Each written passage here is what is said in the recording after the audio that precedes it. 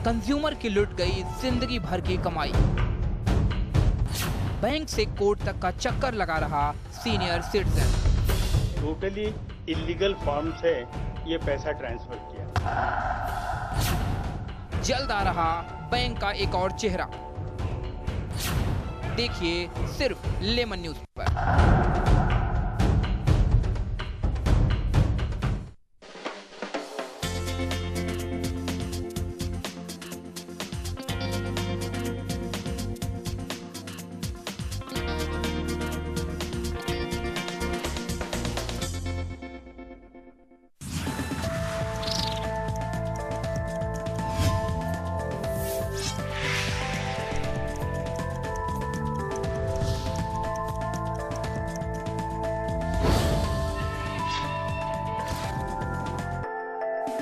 नमस्कार, मैं हूं अरविंद राजतोष। आपका बहुत बहुत स्वागत है हमारे खास कार्यक्रम मुंबई की आवाज़ में।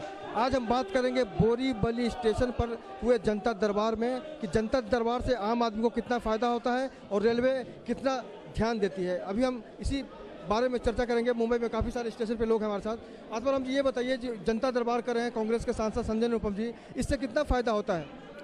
देखिए, जब से हमारे सांसद यहाँ पर संजय निरुपम जी बने हुए, वो हमेशा पब्लिक की समस्याओं को लेकर जागरूक रहे हुए हैं। उसी कड़ी में पिछले वर्ष 2 सालों से इस तरह का जनता दरबार लगाया जाता है और रेल की जो लोगों की समस्या। आपसे हम बात जारी रखेंगे, लेकिन एक बार हम अपने दर्शकों को दिखाना चाहेंगे। रवि मिश्रा हमारे कैमरामैन, एक बार दिखाइए कि जनता दरबार में जिस तरह से लोग टूट पड़े हैं अपनी समस्याओं को लेकर सांसद संजय निरुपम के साथ। और साथ ही साथ यहाँ का जो जीएम है, उनका नाम क्या है जीएम का? हेमंत कुमार जी यहाँ पर लगातार लोगों की समस्या सुन रहे हैं। सांसद संजय निरुपम भी उनकी समस्या सुन रहे हैं। लेकिन सवाल यह है कि वाकई समस्या सुनने के बाद आम आदमी के मन में क्या चलता है? आम आदमी के मन में क्या चलता है इस तरह के? आम आदमी के मन में चलता रहता है कि हमने पश्चिम रेलवे के जीएम से अपनी शिकायत की और उसका खुद नतीजा निकलेगा। रेलवे और प्लेटफॉर्म के बीच के गैप को कुछ कम करेंगे उन लोग, और दुर्घटनाओं के लिए अच्छी सुविधा उपलब्ध कराएंगे। और इस तरह की जो भी समस्या रेलवे से संबंधित होती है, जो दिन प्रतिदिन घटती रहती है, उसके बारे में हेमंत कुमार से बात करेंगे। समस्याओं को हम देखने की कोशिश करेंगे, लेकिन सीधे चलते हैं संजय निरुपम जी के पास और हेमंत कुमार जो जीएम है रेलवे के। एक्सप्लेन कर पाते हैं तो आज बहुत सारे विषय है, मेरे ख्याल से 150-200 सब्जेक्ट अलग अलग ढंग से आए हैं। कुछ काम हो सकते हैं, कुछ काम नहीं हो सकते हैं। कुछ काम को लेकर के जनता की जो डिमांड होती है वो बेमानी होती है।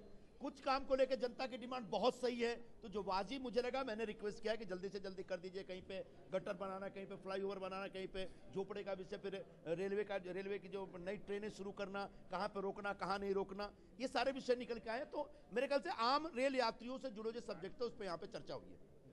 सुरक्षा को लेकर कितनी गंभीर है रेलवे? हाँ बताइए भाई, रेलवे बताएगी, मैं क्या?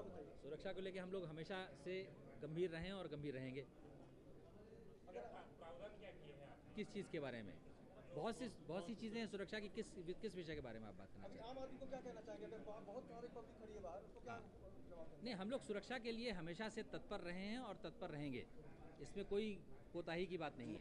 ये बताया जाए कि रेलवे प्लेटफॉर्म की जो हाइट बढ़ाने का विषय है, ये कह रहे हैं कि कुछ प्लेटफॉर्म का हो गया है, काफ़ी प्लेटफॉर्म का रह गया है। उसके लिए जरा कैटेगोरिकली समझा दो कि कितने दिन में हो जाएगा, क्या प्लान है? नहीं, इसमें क्योंकि ये गाड़ी चलते हुए करना पड़ता है और आपको मालूम है 24 घंटे में से 21 घंटे तो गाड़ी चलती रहती है, तो काम करने का मार्जिन केवल 3 घंटे का होता है। और हम ये भी नहीं कर सकते कि प्लेटफॉर्म को तोड़ दें फिर अगले दिन सवेरे आकर के लोग गिरेंगे उसमें। लोकल ट्रेन को बढ़ाए जाने की फिलहाल कोई गुंजाइश नहीं लगती है, क्योंकि हर 3 मिनट पे पहले ही गाड़ी चल रही है। संजय जी, आपको बहुत सारी समस्याओं से लोगों को सुनना पड़ता है। सबसे प्रमुख समस्या क्या लगी आपको?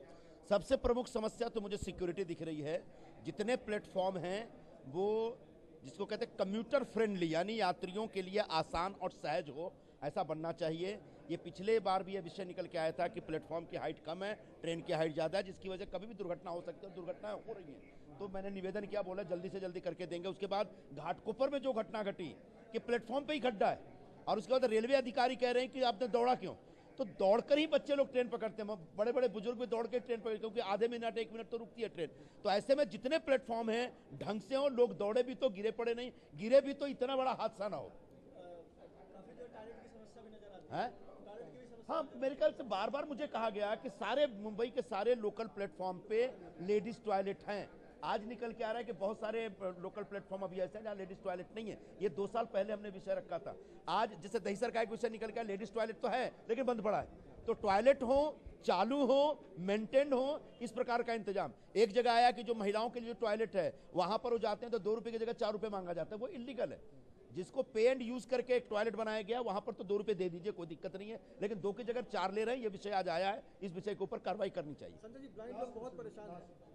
ब्लाइंड लोगों के लिए मैंने निवेदन किया है कि ये बाकी फेरी वालों की तरह नहीं है, ये बेचारे अपने किस्मत के मारे हुए हैं। ऐसे में अगर वो पुल के नीचे ऊपर कहीं पे धंधा कर रहे हैं तो उनको एक इंतजाम करके देना चाहिए। आखिरी सवाल, बदलाव कब से दिखने लगेगा बोरीवली में? बोरीवली में तो बदलाव पिछले 4 वर्षों से दिख रहा है, अभी और भी बदलाव दिखेगा। कहते हैं कि मुंबई में लाइफ लाइन अगर कुछ है तो वो लोकल ट्रेन है, लेकिन समस्याओं की कोई कमी नहीं है। संजय निरुपम यहाँ के सांसद हैं और निश्चित रूप से आने वाले चुनाव को देखते हुए कांग्रेस ऐसा कर रही है, ऐसा भी लोग सोच सकते हैं। लेकिन हम उम्मीद करते हैं कि आने वाले दिनों में बोरीवली की जो तस्वीर है, तकदीर है, वो बदलेगी। और यहाँ के लोगों से जानते हैं कि जब जनता दरबार होता है तो कितना फर्क पड़ता है। ये बताइए, आज संजय निरुपम जी ने जनता दरबार लिया बोरीवली में, क्या क्या क्या डिमांड थी आप लोगों की? डिमांड, हमने ZRFC मेंबर है इन द 4th बारे वेस्टर्न सेंट्रल, उसमें हमारा चपड़ापट्टी के बारे में हमने मुद्दा रखा। आदरणीय मैनेजर के साहब का, DRM और संसद के सामने ये टैक्सेस से लेके LP स्टैंड देख के कमी 16 एरिया उसमें से 3000 के ऊपर है, 95 के पहले रहता है, उनको हमारा रेलवे मतलब तोड़ के उसको कर नहीं दे रहा है। इसके लिए संसद का रूप में उनको मैनेजर का आज रखा गया। महाराष्ट्र का पॉलिसी है 95 और 2000 लोग पूरा कर देना बगैर आगे नहीं तोड़ना क्या, ऐसा करके सभी हमारा साथ। मेरा नाम VP रामैया और ये सुंदर कार्यकर्ता, ये हम लोग मिलके उनको निवेदन दिया। मैनेजर को भी बोला तुमने खाली आश्वासन मत दो। मिनिस्टर, आदरणीय रेलवे मिनिस्टर यहाँ पर 2-3 बार आके आश्वासन, अर्जुन आके सब पहले मिनिस्टर भी आके गया था। इसके लिए आज आपने ब्रदर उनको देना बगैर अटने के नहीं करके, इसके लिए आपने लेमन TV को भी मैं धन्यवाद दे रहा हूँ। और ये हमारा लोग से आप पूछ सकते हैं कभी ये क्या दिया। आप बताइए, आप क्या फरियाद लेके आए थे? हम मलाड रेलवे स्टेशन के बाजू में रहते हैं 1 नंबर पर, तो हमारा झोपड़ा 1 नंबर पर वो लोग बार बार तोड़ने को आता है और हमारे पास 95 का पुरावा है। हम 40 साल से उधर रह रहे हैं। आप बताइए कितना बदलाव आ सकता है लोगों की समस्याओं को देखे तो? लोगों की समस्याओं देखते ही हो क्या कि जनता दरबार लगने से पश्चिम रेलवे के महाप्रबंधक कुछ सीरियस होते हैं और कुछ परिवर्तन होता है और रोजमर्रा की जिंदगी में होने वाले हादसाओं को कुछ कम किया जा सकता है। और जितने तेजी से मतलब समस्याएं जब हम अपनी बताते हैं तब उन पे जनता दरबार के बाद में जरूर कार्रवाई होती है और उस दुर्घटना जो आम रेल यात्रियों के लिए एक अभिशाप बन गई है उसमें कुछ कमी आती है और पश्चिम रेलवे इस पे ध्यान देती है। आप बताइए अभी क्या क्या प्रॉब्लम है आपको और आपने क्या मांगा? हम लोग 1 नंबर पे जो रेलवे पटरी के पास रहते हैं ना, तो झोपड़ा पट्टी हम लोग को तोड़ के चले जाते हैं। अभी हम लोग का रहने का वांदा है। आप कौन से स्टेशन पे रहती हैं? 1 नंबर बोरीवली, सॉरी कांदीवली मलाड के बीच में पड़ता है। तो नेताजी ने क्या कहा? निरुपम जी ने क्या कहा आपको? अभी टाइम दिया है, आगे पता नहीं। अभी आगे कुछ पता नहीं इनको कि क्या होगा। और निश्चित रूप से झा जी आप बताइए, इस तरह का जो आयोजन होता है आम आदमी क्या सोचता है, क्या फायदा होता है उसको? देखिए, किसी भी चीज का 2 पहलू होता है। निगेटिव पॉजिटिव सोचने वाले तो ये भी सोचते सब धोखे हौसला है, दिखावा है, कुछ नहीं होने वाला है। लेकिन नहीं, अगर संकल्प है हमारे बीच में परिवर्तन लाने का, बदलने का, दुख दूर करने का जनता के, तो कुछ भी हो सकता है। कोई भी चीज इस दुनिया में असंभव नहीं है, सब संभव है, सिर्फ कर्मठता तो चाहिए। लेकिन लोकल ट्रेन में जो लोग सफर करते हैं उनकी जिंदगी जानवर जैसी होती है। इस चीज को मानते हैं कि नहीं आप? तो उनको पैसा तो देना पड़ता है लेकिन सुविधा नहीं मिलती, क्या कहेंगे आप? हाँ, तो मैं चाहूंगा कि पैसे वसूले जाते हैं, यहाँ तक कि कोई बिना टिकट के पकड़ा जाए, बगैर टिकट के पकड़ा जाए तो उसको जुर्माना लिया जाता है। लेकिन इस पर ध्यान नहीं दिया जाता कि हम क्या फैसिलिटी दे यात्री को। जानवर के बेहतर स्थिति तो है ही, इसमें कहीं से 2 मत नहीं है।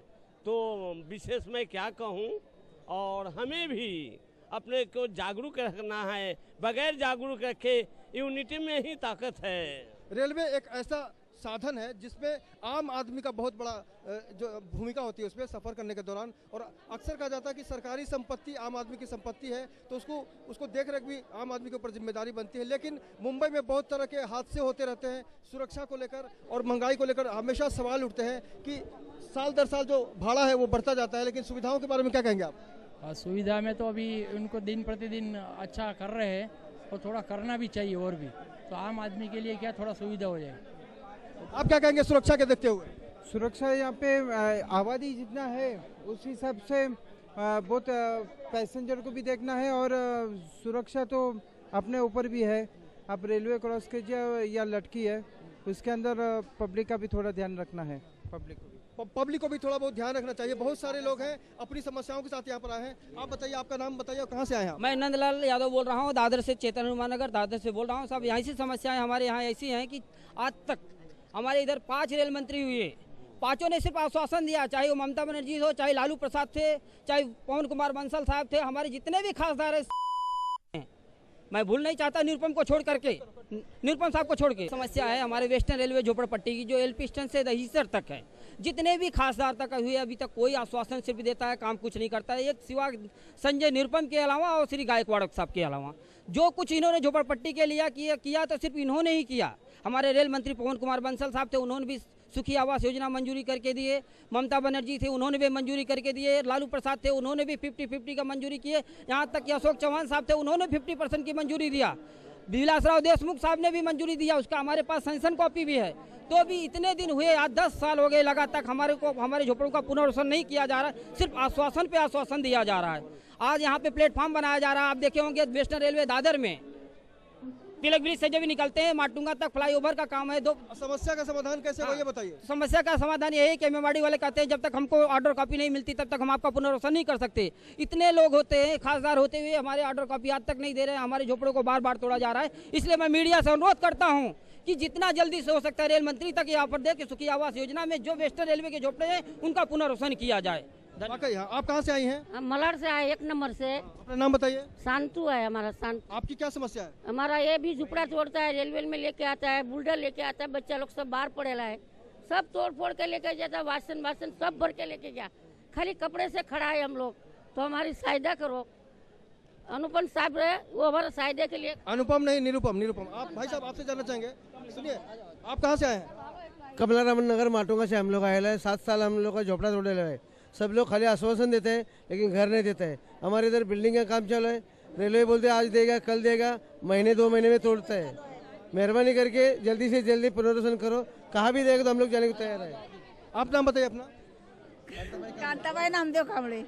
आपकी क्या समस्या है और कहाँ से आई हैं? 8 साल हो गए भाई, बच्चे लोग का शादी रुक गया है, बहुत हालत है, चारी बाजू से गाड़ी जाता है, बीच में हम लोग रहता है, बहुत तकलीफ है। कितना जन मर गए? कितना लोग मर गया, गाड़ी से मुड़ के पानी भरने को जाता है, सब सत्यानाश हो जाता है। एक मिनट, आपका नाम बताइए। मेरा नाम उत्तम बाबू गायतड़ के। आप बताइए क्या समस्या है और क्यों नहीं सुविधाएं मिलती हैं?